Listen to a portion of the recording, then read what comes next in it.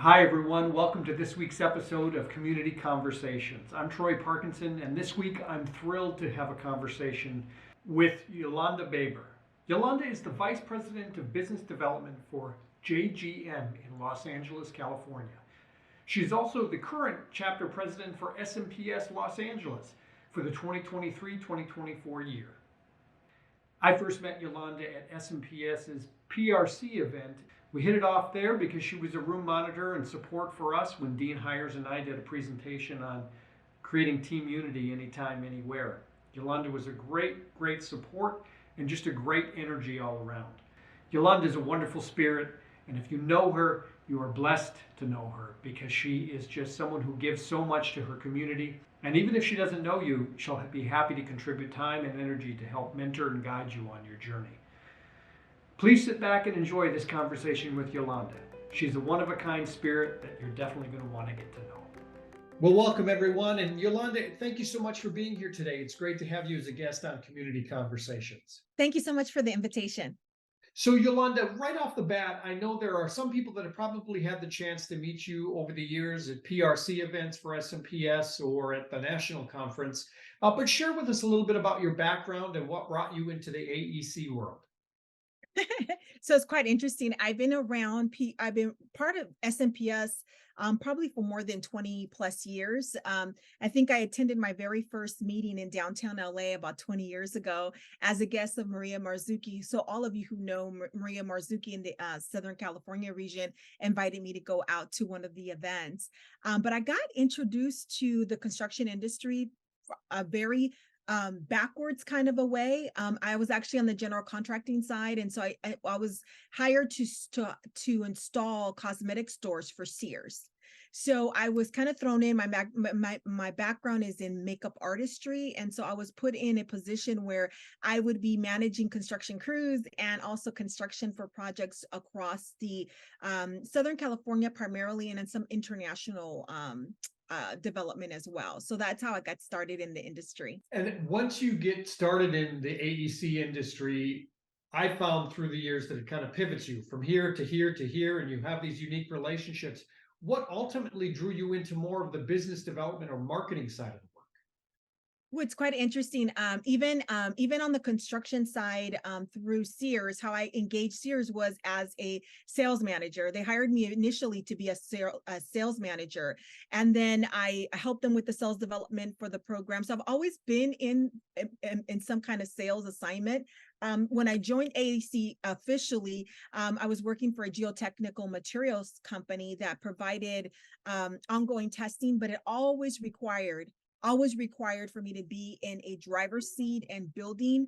Either I was marketing for the business that day, I was being the brand ambassador for the day, or I was actually closing contracts, right? So it just depends. I think one thing that I've learned with both business development and marketing is that you must stay flexible. And tell us a little bit about probably your number one thing that you do when it comes to building relationships. How do you go in when you're meeting someone for the first time and create that authentic connection? Yeah, I think one of the and it's kind of interesting, right? Because I call it targeted marketing. Sometimes there is clients that you actually are going in to see because you know there is a potential for new work that's coming up from that client's perspective. So you do your due diligence and research to find out what opportunities are there, right? And then you figure out what other ways or what other gaps are going to be in their teaming opportunities. So trying to figure out where you fit, right? And then trying to create an opportunity for yourself. Sometimes they don't know they need you yet. And so you got to kind of go in with the consultative hat and really asking the right questions to identify where the need is on the project, if it's a partnership agreement or if it's a gap of providing some kind of consulting services that it may not necessarily be your service. It might just be a colleague's, right? I think it's important that we all have our circle of businesses that we work with that we can fill in the gap if there's a need. And maybe that's not something that you do personally, but that you can actually recommend to be part of their team. So I think it's always going in, building the relationship. I think first, most people will always say that their number one priority always is to get to know each other really well. I think it's important for us to, I know sometimes it may seem a little maybe not as salesy like, but I think it's really important that you get to know who people are, right? And sometimes it's just asking questions, and being in their offices tells you a lot about who they are. Usually they have, their alma mater at the office, they have pictures of their family. And so there's a lot of ways that you can bridge the gap. But I think people righteously want to know, are you going to make sure that you are taking care of and really looking at supporting them and being advantageous and supporting them in their goals. So asking them off the bat, like, what are some of the challenges they're experiencing on projects? What are some of the things that would help you to make this next project more successful? I think people genuinely understand that if you have a heart to serve, and if you have a heart to ask those type of questions, then you probably do care a lot about the process, and you care about them as an individual. So I think that that's some of the tricks. I think, I don't even know that they're tricks. I think it's just how I do life. It's part of my core values. It's who I am as an individual. And so I think it's important just to ask questions that would lend to getting to know the person better, and then figuring out what's important to them. Speaking of how you live your life and sort of the focus of your life, what's your family of origin? Tell us, are you originally from Southern California originally? What has been your path up to this point? So I always say I come a long way from my mother was originally born in New Mexico, in Albuquerque, New Mexico. My mother is Italian and American Indian, and so she is all things beautiful, right? She was born here, and she lived in she was born in Albuquerque, New Mexico. I was born here in West Covina in Southern California in the San Gabriel Valley, and so my dad is African American. He's from Cleveland, Ohio. Woo-hoo! And so so I got the Midwest, right, all mixed in there. But I was raised by my stepfather, who was from Jalpa, Zacatecas, which is in Mexico City. So my first language is Spanish. First language of origin is Spanish, and I learned how to read and write in English in public school, right? So and most people thought I was Puerto Rican or I was something completely different than what I was. And so I spent most of my adolescence proving to people who I was. But it's definitely where I was born and raised in Southern California. I lived for most of my childhood in San Diego, in La Jolla. Beautiful place to grow up. And then we moved back when I went to high school. We moved back to the Pasadena area, and I got married to my husband, who I've known for 25 years. He's my best friend's cousin, and we're all literally, I live in the same city that I lived in as an adolescent in Morovia, California. So I feel very fortunate and very blessed. I do have one birth son, and three bonus babies. And my son Seth is his name is Seth Jedediah Mason Roseberry. He is almost 30 years old, amazing young man who lives in Houston, Texas. So I feel like I've been really blessed in all the amazing things that I've experienced. But thank you for asking that question. Oh, absolutely. It's a delight to get to know you deeper and through this conversation. And I know for those who have crossed paths with you at various conferences as well, it's always great to get to know a little bit more about your experience and your background.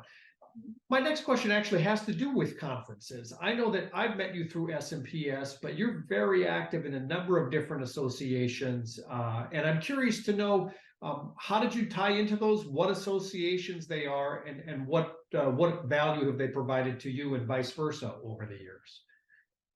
So I briefly shared a little bit about my engagement with SMPS and when I joined with SMPS. I didn't become a member until about 10 years ago. And then once I became a member, obviously I got active and I started kind of attending all the SMPS events. I live in California, so there's like literally 4 chapters within 20-mile difference in radius.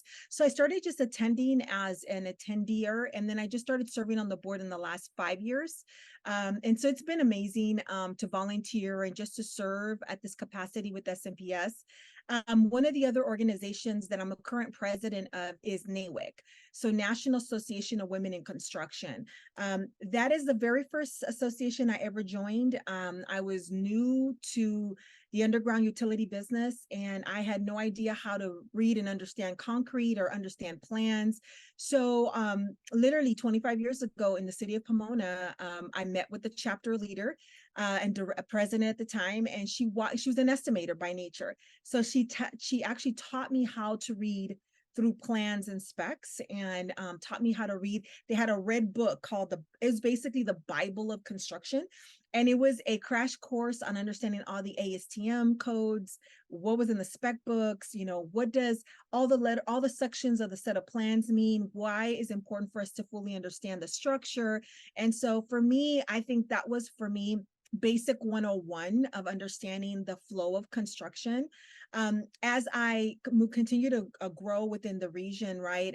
We have some of the organizations that are really strong in the Inland Empire, and Business Development Association is one of them. So I've been serving on that board for 15 years at some form or another. I'm the current president for that as well. But I find it that group of people are all people from the AEC world, but all of us serve different sectors. So all of our programming is all everything encompassing in AEC, from rail to city programs to education to higher education. So it created a lot of opportunities for our membership because we weren't sector driven. We were more about just creating opportunities and who had the biggest CIP plan at the time that we can actually support. And it was specifically for business developers and marketers in the region.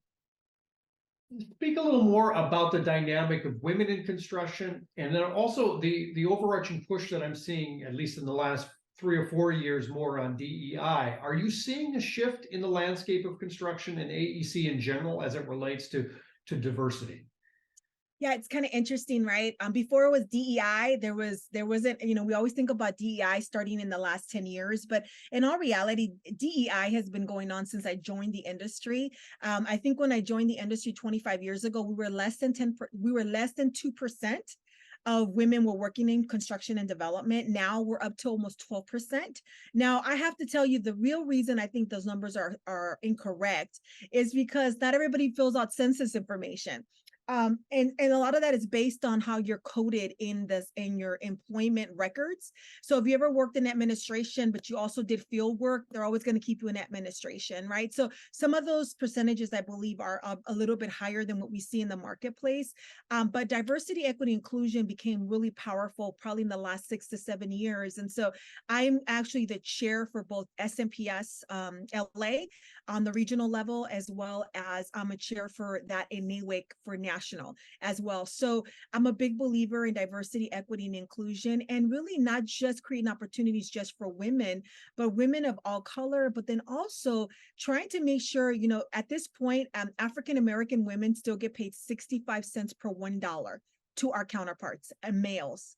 Right. And so we are still the lowest paid. I'm just talking about women that are African-American, still are the lowest paid women in the industry. Right. So the biggest advocacy with DEI was that we were now able to enforce and really be able to have more equity across the board. And in January of this year, California mandates now that you have a work pay band for every position available. So now you know what the lowest and the highest is within your job rank. So you can also do your own due diligence to find out where you should fall. But a lot of that came from fair action, fair pay action, but it also came from women really just kind of hitting the ground and continuing to fight for women to get paid more money across the board. And so I believe that DEI is still growing. NAWIC's mission statement for this last year was many paths, one mission. And the one mission was, how do you create opportunities for every single woman in the marketplace to have a seat at the deciding table of what is happening in their organizations on a daily basis? Right? So it's not just getting invited to the quarterly meetings, it's the everyday conversations about what is happening in the marketplace. And so I do see a shift there. I do see us being more represented at the top of the table. But I still feel that one of my biggest mentors when I started the industry, his name was Richard Corey. He owned Corey Engineering. And he was a big believer. First of all, he was also from another country. His family was from a different country. And he was a big believer in supporting women, right? And so I was always kind of pushed into leadership. It's kind of like I need you to go in front. I need you to take over this meeting. I need you to speak on behalf of the organization. And so I feel like there's always been a counterpart in my business who's always advocated for me or sat in a meeting to advocate for us women in the marketplace, right? So I'm really grateful for the men who have stood it up and said, hey, she should get paid just same amount of money as I'm getting paid. No, regardless if I'm a single mother, married, or if I have five children, two children, whatever the amount of children I have, because in reality, that doesn't devalue who I am. It's just an added value. The more children you have, the more you learn how to be multidisciplinary. You know how to do more things at one time. So technically, it helps you run a project more effectively. It helps you communicate, articulate, and understand what the needs of your team is, because you are more well-rounded than your average person, right? So I think DEI, diversity, equity, and inclusion, and then, they just started, they added that J, which is justice. And so you'll hear JEDI, the JEDI term, and basically it's just the letters backwards, but justice is huge, because it's not just saying that you practice DEI, but actually matriculating and having proof positive that you're actually doing DEI efforts within your organization and supporting the women that are growing the organization organically. So that's outstanding. It is a collective front, most definitely, and it's been inspiring as someone who comes from the Minneapolis Twin Cities area, who went through the experience in observing our community go through the experience with George Floyd, and the conversation really came to the forefront that I could see on local levels within SMPS and in region. So it's great to know that it's happening on chapters as well yes, as regions, as well as on the national front. it's exciting. To continue that conversation. Tell me a little bit more about your experience when you meet young women of color, as they are exploring their job possibilities for the future. What sort of advice and encouragement do you give them as they enter the AEC world? I think I know this may sound and it may sound a little it may even sound a little novice when I say this, right? But I always tell them to practice the word yes. Do you know how to do this? Yes. Would you like to learn how to do this new thing? Yes. Would you like to take the leadership on this project? Yes. And so my encouragement for any of the young I used to run the whole internship department for the Kitchell team, and so I find it really fun to be working with interns, to be working with people who are coming into the industry that are I would just say that they're very green, and they're just starting to get to know the organization and trying to figure out, kind of get their own footing in the industry for themselves. I think is mastering. I always tell them, whatever it is that you do your very best to do it well. Right. If you are a project engineer, or you're a superintendent, or you're helping on a particular project, even if it's a compliance division, be the very best at what you do. So learn your craft. And then number two is always being available. Stay available. Opportunities are going to present themselves. The more you say yes, the more you learn. And the more you learn, the more credibility you have, and the more information experience you have that you can add to your resume as you continue to grow within the organization. You can either go wide or go deep, but however it is that you want to go, then you have something else that you can add to your tool belt. So those are the two things that I think I spend most of my time talking to them. I think the third thing is communication. I would say that the new people coming into the industry right now communicate very differently than I would say myself, right? We have different flow of communication. They're texters. They like to text. They like to send messages on Teams. They're very engaging, but they do a lot of where I am more structured, in a sense that I like to have time blocks, and I don't like a lot of interruptions, because I like to flow a certain kind of way. So I always tell them, the one thing I always tell them is number 3, understand your company culture and flow of communication. Understanding that is going to be key. That way you can assimilate to the communication process, and then also be more effective in engaging with your peers when you start a new assignment. Oh, that's outstanding advice. And I imagine, and the amount of time that I've had an opportunity to get to know you, and just the essence of who you are is your passion is helping people. Is that a safe assessment? Your passion is helping community. And so, go ahead. No, I'm just saying yes. And so what I love about you, when you express yourself, when you're talking about your passion and your work, it's invigorating, it's energizing, and it has me as as a listener go, yes, how do I get more? Where do I get more? So one question that I do have specifically for maybe up and coming new SMPSers, people who are just getting into the association itself, what recommendation do you have for them on how to best navigate SMPS and how to best, or any organization for that, or association for that matter? I think the best way you learn is by serving. So start volunteering. Just ask wherever, I'm a big believer that wherever you see the need, fill the need. Right. And so the best way is ask, always be available, try to show up to SMPS events early, and you want to stay late so that you can be able to be the hands and feet of either the setup or the takedown, or even if it's just a greeter or to help with registration. But I think one of the things that I've learned the best has been just making myself available, but join a committee. You don't have to be on the board. You can just join a committee. If your gifting is doing special events, join the special events committee. If you like doing Christmas parties, if you like doing mixture events, or hey, you'd like to be able to coordinate, a fund drive, or you like to be able to do charitable type of programs, come to the table with those ideas, so that way the group or the board of directors can actually include you into the planning process of what they're currently doing. So I think the best way to always, as you're coming into any new space, SMPS, BDIE, any organization that you want to serve in, you figure out where the need is at and fill it. And as you do that, you will learn more about the organization, and you'll learn more about the members that attend the meetings. And that will also give you a better indicator as to how you can be of service. But then you can also reach out. See, I'm a big believer that you can't give, or you can't ask from a well that you haven't already poured into. Right. So if you've been pouring and you've been giving, it's very easy to go back and say, hey, I need help. I need help. Hey, I need help. Hey, I need help. But if you're not pouring into that well, you can't draw any water from that well if you have not already made a deposit. So I think it's really critical for the investment of time and the investment of learning, and just partnering with other people in the organization is really powerful. Yeah, and what a great organization, SMPS, all of the associations that serve the AEC environment. I find they're just passionate, committed people who are dedicated to lifting their communities that they serve, and making the environment that much more powerful and that much more exciting. Tell me a little bit about what part of, based on what I've seen, not only through your resume and through the things that you've shared with me, you've had an opportunity to experience a number of different industries within the AEC, market sectors, if you will.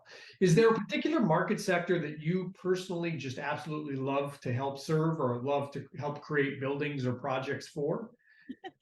I think I know I may sound a little parochial when I say this, right? But I really love education.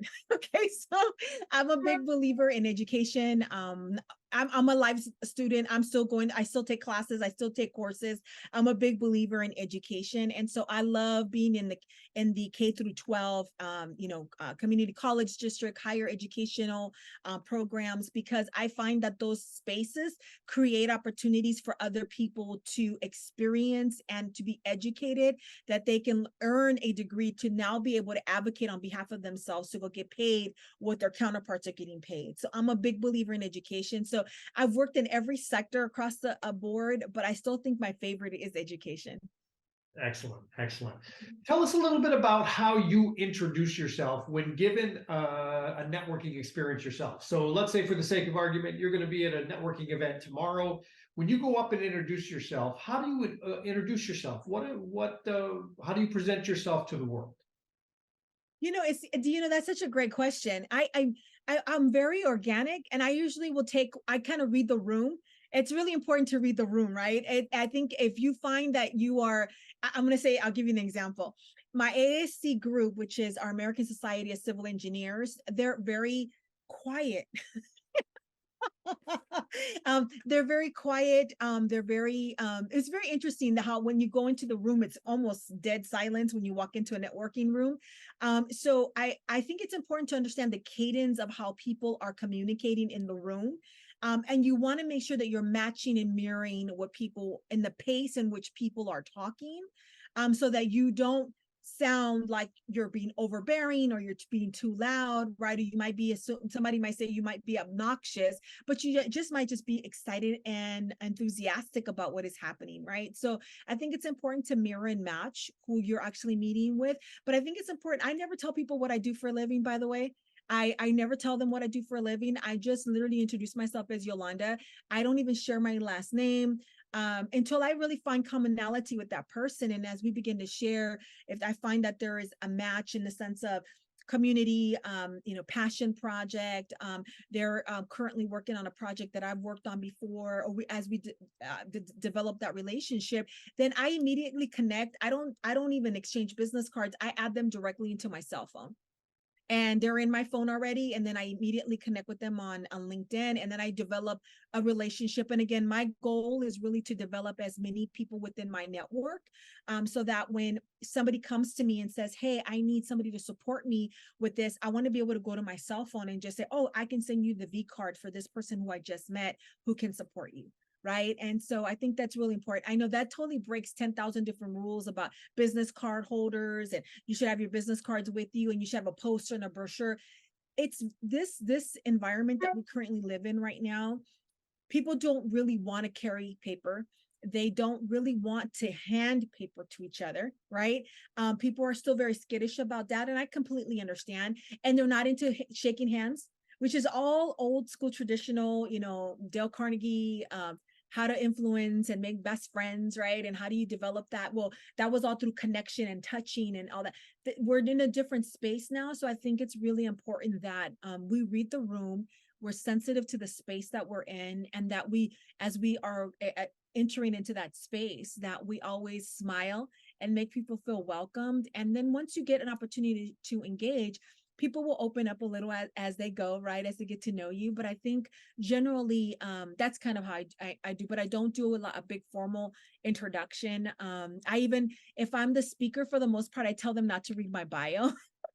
Because I'm like, I don't want, because people are reading your bio, they're like, oh my God, she's done all these things, right? And so they get a little bit like, they kind of start to compare themselves to your bio and all that. So even on speaking engagements, I really try to keep my introduction to like 2 sentences. The one thing that I'm proud of is that I am a mother, I'm a wife, and that I am a contributor to my community. That's what I'm more proud of than anything else. All the other accolades are a byproduct of the serving of the community, right? But really, that's really what's most important. So that's kind of how I introduce myself. I apologize. That sounds like a really long-winded explanation, but I just wanted to fill you in on my thoughts about it. No, I absolutely love it. And I appreciate it too, because it's not about you in those situations. You're there to help them. And you're there in a position to really be able to listen, find what those connections are. And at the end of the day, if you can serve them by helping them find a connection they were looking for, whether or not it circles back around. I love the reference you made earlier about pouring into the well so that the well can give back to you. And Mhm. the more you give, ultimately, the more you can receive and more can come back your way. You talked about social media, and I wanted to ask, I love seeing your LinkedIn thread. I often wonder how you get so much time in a day to do all of the things that you get to do. So what have you found the value of in something like LinkedIn, and what advice do you give to other business professionals about how to utilize LinkedIn in the AEC space? I think that social media, you kind of have to look at it like social media is just another means and method of how people can connect to you. And by the way, in social media, that's any bucket. That's you talk about LinkedIn. We talked about, people are using WhatsApp now, TikTok, they're using Instagram, they're using not Twitter, now we're using X account. And so everybody's using a different way of connecting, but social media to me, it's just basically another avenue for people to connect. And there's multiple channels that they can get tuned in to who you are. So I think the more active you are on in creating visibility and credibility in the marketplace, it lends well when people say, oh, I know who that person is. Right. So there is a leverage credibility that's based off of that. So I think it's important that when you are posting in whatever space that you're currently posting in, is that you always show yourself in a space where you are being your authentic self.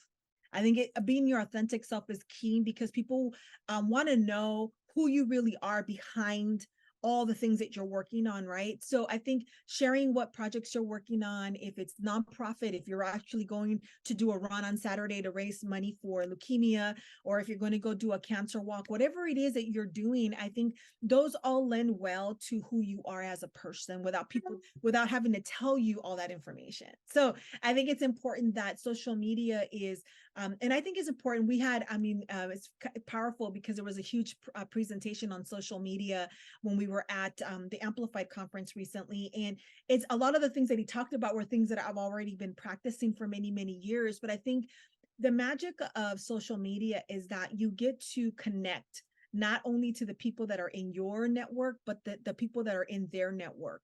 And sometimes you are leveraging other people's network to get connected to the person who may or may not generate revenue for you in your future projects. It might be a partnership opportunity. It might be a colleague that you meet that might be somebody that can support you on a project. It could be somebody who can advocate for you on getting onto a particular panel or speaking discussion, right? There's all of these, I think, mushroom things that happen. So I think if you are leveraging social media properly, you'll find a lot of benefits from it.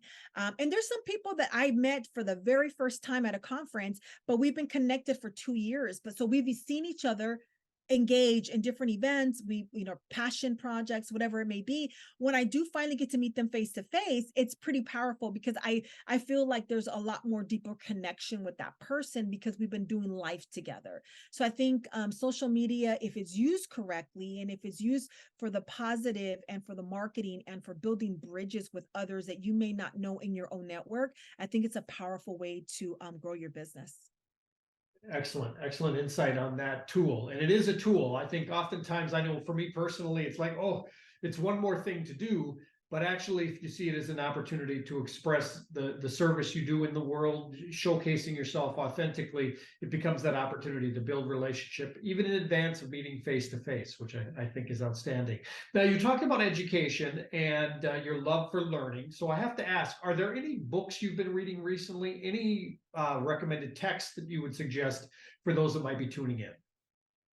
So it's kind of interesting. I have been reading, I'm a big Brene Brown chick, right? So I feel like when Brene Brown speaks, she's writing everything for me. It's like there's nobody in the room. She's just talking to Yolanda. So, I feel she doesn't know it, but she's definitely my sister at arms, right? And it always seems like as she's evolving, I'm evolving along with her, right? So it feels really powerful and organic. But the book that I was reading was Dare to Lead. And that book for me was really, really powerful. And I actually got to use some of her book sections in doing a board retreat recently with one of the nonprofit organizations that I serve on. And I think it was really powerful because her books really talk about not just leading from doing activities, but really leading with your core values and having your core values direct you versus you being directed, but directing you in how you make decisions, how you make life decisions. And sometimes it's subconscious. And so moving it from being it subconsciously making decisions and really making it an active process of doing that. So Brene Brown is a big one. It's kind of interesting. I'm looking around my office right now, but that's the one I've been reading the most in the last couple of weeks. That's been one. I'm a God chick, so I read my Bible a lot. So I have to say this. I think there's really only two books right now on my nightstand is my Bible. I always have a journal to write my thoughts and ideas, and I have my Brene Brown book that I was working on. So those are the two books that I consistently read on a day-to-day basis right now. Excellent. Now, tell me a little bit about what excites you in the new year. I always like to kind of bring our conversation to an end by the things that are exciting. There's so much challenging things in the world, but then there are also a lot of things to look forward to. So for you personally, what are you looking forward to in the next 6 to 9 months? I have to say, I'm really excited about expansion. So 2024 can mean a lot of different things, right? Two solid numbers to me, and I know this, I'm not superstitious, by the way, but 24 to me is really a very complete, very solid year. I'm sure that there's probably numerologists that can give us all the meanings around 24, right? But for me personally, I think in the season that I am in right now in my life, it's really about expansion And I'm going to say this, and doing things quicker and moving through life smoother, without removing some, I'm going to say, paths that might have created some things in the past that have not worked out well. It's like, I feel like 24 is really an opening gate where I feel like I'm more in tune with the landmines that are set before me. Like, I feel like I've become very good at navigating the landmines, and then creating opportunities around the landmines. And that is a thing that I think is really important, because here's the reality. When we get off this conference call, you and I go back to doing life, right? And as we're doing life every day, there's going to always be an opportunity for growth. There's always going to be. So I really want you guys, as you're going into 2024, I really want you to think about this. Every single opportunity, I'm going to say challenge, I would say change the word as a challenge as an opportunity for growth. So challenge equals opportunity for growth. And that means that every time there is an opportunity for growth, that is for you and I to rise up and to really challenge our core and really challenge who we are. Can we navigate it? Can we negotiate it? Can we build a bridge around it? Or can we just eliminate it altogether? And guess what, you guys? It's okay. It is okay to say no. It is okay. I give you all permission to say no. The most powerful word that you can exercise going into 24 is no. Now, I say no to bad stuff and yes to good stuff, right? Yes. Anything that's coming your way that is good and positive and it's going to take you to the next level, I want you to say yes. But if there's any question mark, is it good or is it bad? Go with your gut instinct. If your gut instinct is no, then trust yourself. Trust yourself through the process. And that's what I really believe that 24 is going to be about. It's like identifying the opportunities for growth, and then making a conscious decision. I am going to work through this process to become better and sharpen my saw in this area so that I next time can see it quicker, faster, without having to walk into the landmine. And so I think that that's, so 24, that's how I'm looking at it. Is all about, I'm very optimistic. I really feel like there's a lot of amazing things. And that's not just based on what the economic report is, or what the what the economics that people are saying about I really believe that if we are looking for opportunities and we're staying open and available, we will receive opportunities because we created space for opportunities to come in. And so there's no limit. There's no limit of money. There's no limit of opportunities. There's no limit on what you can and cannot do. You can do anything that you put your mind to if you make a commitment and you say yes to moving forward. And 24 can be your very best year. And that's all I have to say about that. Oh, that's wonderful, outstanding, and I say yes to 2024 as well. Your inspiration, your passion, your guidance is so appreciated. Yes. Thank you so much, Yolanda, for being with us today. Your insight, your passion, your commitment to the success of others is inspiring, and I so appreciate your time today. Thank you so much. Have an amazing day. Bye, everybody.